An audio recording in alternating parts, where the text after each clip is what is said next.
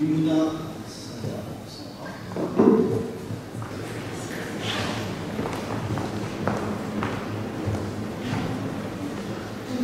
à tous, je suis Sandrine Mouna.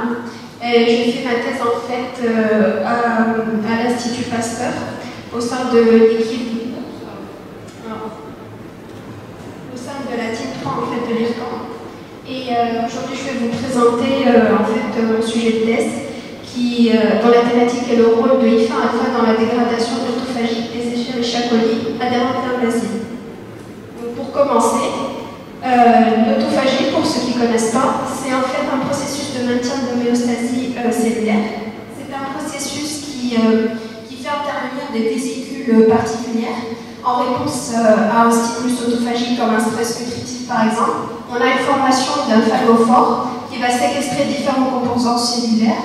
Ce phagophore va subir une élongation pour devenir un autophagosome. L'autophagosome va fusionner avec un endosome pour donner un amphisome, et ensuite cet amphisome fusionne enfin avec un lysosome qui contient des enzymes qui vont permettre la dégradation des différents composés intracellulaires.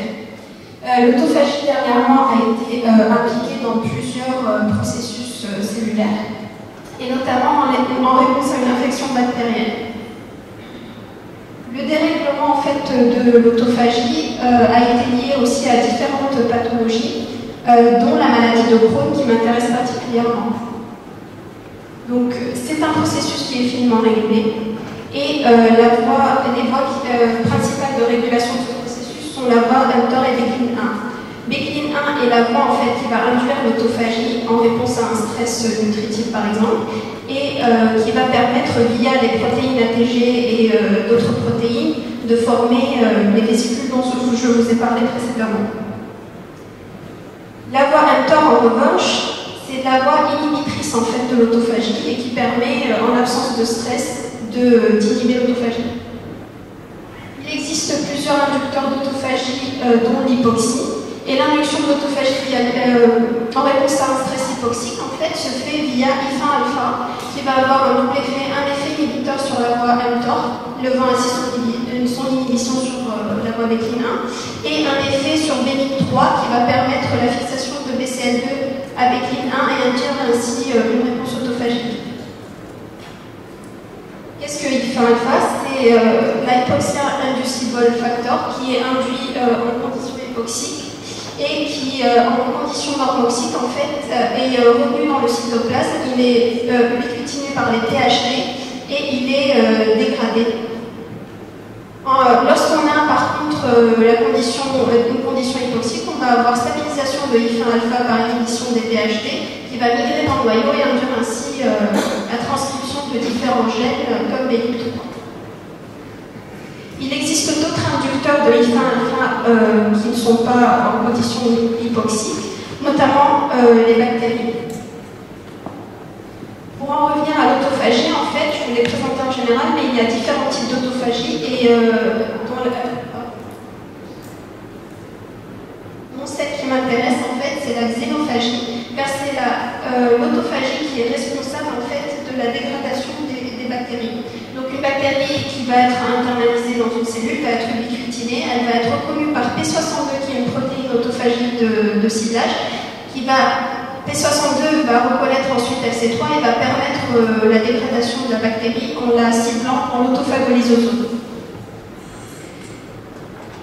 La maladie de Crohn, pour en revenir à la maladie de Crohn, en fait, c'est une pathologie, inflammatoire chronique, une MICI en fait, une maladie inflammatoire chronique de l'intestin en fait. Et comme vous le voyez ici, sur les endoscopies de côlon, en fait, on a des inflammations en fait, qui sont en partie dues en fait, à des bactéries, à la présence de bactéries. Donc c'est une pathologie qui existe en France et qui augmente de 27% et qui a augmenté de 27% dans les 10 dernières années. Il existe un lien clair entre MICI et cancer parce qu'on a en fait, on sait qu'on a 6 fois plus de risque pour un patient qui souffre de la maladie de Crohn de développer un cancer dans les 20 ans qui suivent l'apparition de la maladie. Et ce sont des maladies qui sont multifactorielles et ce qui m'intéresse, moi, en particulier, en fait, c'est le rôle de la flore intestinale. Les AIEC sont en fait des bactéries qui ont été isolées à partir de patients en fait, qui souffrent de la maladie de Crohn et qui sont représentées par rapport aux autres bactéries plus que chez les patients normaux. Donc vous voyez ici que comparé à une Escherichia coli non pathogène, en fait ces bactéries présentent des pili et des flagelles qui permettent d'adhérer et d'envahir les cellules intestinales.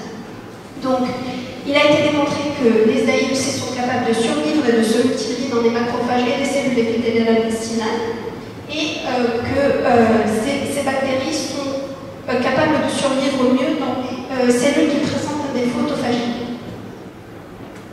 Mon dernier papier, en fait, j'ai démontré que les AIEC, en se fixant à différents récepteurs de cellules épithéliales intestinales, étaient capables d'induire une augmentation en fait, de la sécrétion de IF1-alpha. Donc, sachant que IF en fait induit l'autophagie et que ces bactéries induisent IF, j'ai voulu savoir si on avait un rôle de IF en fait dans la xénophagie de ces bactéries. Tout d'abord, pour répondre à ces questions, en fait, on a obtenu deux lignées de cellules épithéliales intestinales, donc des cellules qui sont invalidées pour IF et des cellules qui contiennent un SH contrôle. Vous voyez ici que lorsqu'on infecte en fait, des cellules épithéliales intestinales invalidées pour IF avec les bactéries, on a une survie plus importante des AIEC à l'intérieur de ces cellules. Au niveau microscopie électronique, vous voyez ici qu'effectivement on a plus dans les cellules IF de bactéries que dans les SH contrôle, et surtout que les AIEC dans les SH contrôle, en fait, elles sont contenues dans des vésicules autophagiques et qu'elles sont dégradées. Vous voyez ici une bactérie qui est dégradée. En revanche, dans les cellules invalidées pour IF, vous voyez que ces bactéries sont en pleine forme et que même elles sont capables de se diviser. J'ai regardé ensuite par IF ce qu'il advenait de ces bactéries lorsqu'elles entraient dans les cellules et j'ai regardé au niveau de l'autophagolysosomes, en fait, j'ai fait un remarquage LC3 et LAMP1 et bactéries pour voir où se trouvaient les bactéries. Et vous voyez ici que dans les SH contrôle, en fait, on voit que la majorité des bactéries à ce temps-là, en fait, elles sont contenues dans des autophagolysosomes. En revanche, dans les SH-IF, on voit ici qu'on a très peu de bactéries qui sont contenues dans les autophagolysosomes et que la majorité reste liée à C3-2. J'ai voulu savoir si les bactéries étaient bloquées en amont en fait, de l'entrée dans les autophagolysosomes, et pour cela j'ai fait un double marquage E1 et C3-2 pour marquer les endosomes précoces. Et vous voyez que dans les SH contrôle en fait, et dans les SH-IF, on a pratiquement presque le même pourcentage de bactéries à l'intérieur des endosomes précoces. En revanche, ce qui saute aux yeux, c'est qu'on a beaucoup plus de bactéries liées à C3-2 dans les SH-IF que dans les cellules normales, et c'est ce qui laisse à penser en fait qu'on aurait un défaut de dégradation de ces bactéries, un blocage de la dégradation, ce qui donne du sens avec le fait qu'elles ne se retrouvent pas dans les autophagolysosomes. J'ai fait une cinétique pour être sûr en fait du fait que les bactéries n'étaient pas dégradées ni à C3-2, et vous voyez ici que contrairement au SH contrôle, on voit que le niveau de bactéries liées à LC3-2 reste le même, alors qu'on a pratiquement la même tendance en ce qui concerne les bactéries qui sont prises en charge par les endosomes précoces. Par contre, on voit ici une légère baisse en fait, comparative qui laisse à penser qu'on aurait un retard en fait, de prise en charge des bactéries. Pour caractériser le flux autophagique en général, en fait, on suit l'accumulation de la protéine AC3 qui entre en fait dans le processus de formation des autophagosomes. Et pour en fait caractériser un flux, il suffit de bloquer avec un inhibiteur. Ici, le 64D pepstatine qui bloque en fait les catepsines qui permettent de dégrader les composants qui sont dans l'autophagolysosome. Vous voyez ici que dans les cellules en fait invalidées pour IF, on a bien un blocage en fait du flux autophagique parce que vous voyez que quand on ajoute les bactéries, on a presque le même niveau d'accumulation de LC3 qu'avec l'inhibiteur, alors que dans les SH contrôle, vous voyez qu'on n'a pratiquement pas d'accumulation de LC3-2, ce qui prouve qu'on a un flux qui est fonctionnel. Donc le flux autophagique autophagique qui est bloqué. On a déduit que le flux autophagique est bloqué par des bactéries dans l'ET84 SH. Et ensuite, bien sûr, j'ai comparé avec d'autres stress qui induisent l'autophagie, notamment ici la réponse autophagique à un stress nutritif qui est le HBSS en fait. Et vous voyez qu'on a la même tendance dans les deux types cellulaires.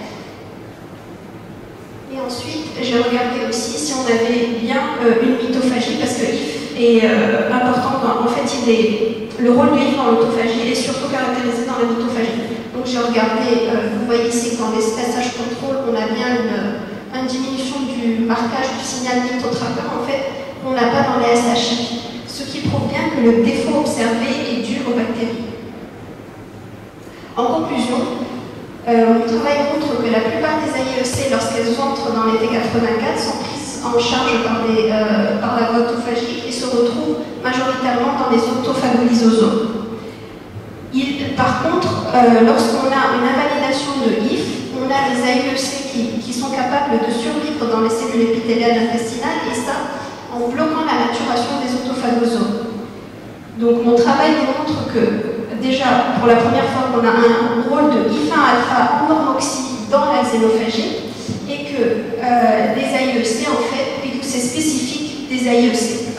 Il reste maintenant en perspective à voir si l'effet de IF en fait est sur les protéases lysosomales comme on a vu, parce qu'on avait les mêmes résultats avec l'inhibiteur, ou est-ce que c'est au niveau de l'adressage et la phagocytose des AIEC.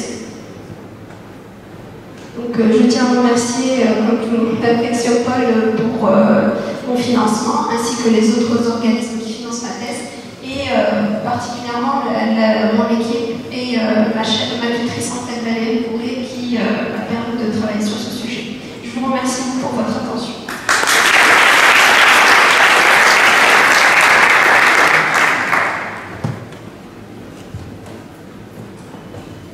Les cellules sont validées par des SHI-1, vous avez vu ça? Oui, des antivirus, oui. Dans l'antivirus, c'est ça. Oui, vous avez fait plusieurs clones? Plusieurs clones de...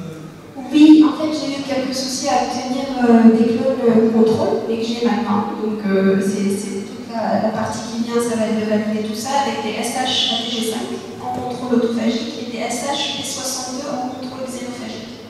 Donc, voilà. Est-ce que vous avez fait l'expérience réciproque de surexprimer l'IF1? Je suis en train d'essayer de faire ça. Le problème, c'est que quand en fait, ce que je fais, c'est que je mets les cellules en hypoxie pour surexprimer IF et en présence de bactéries.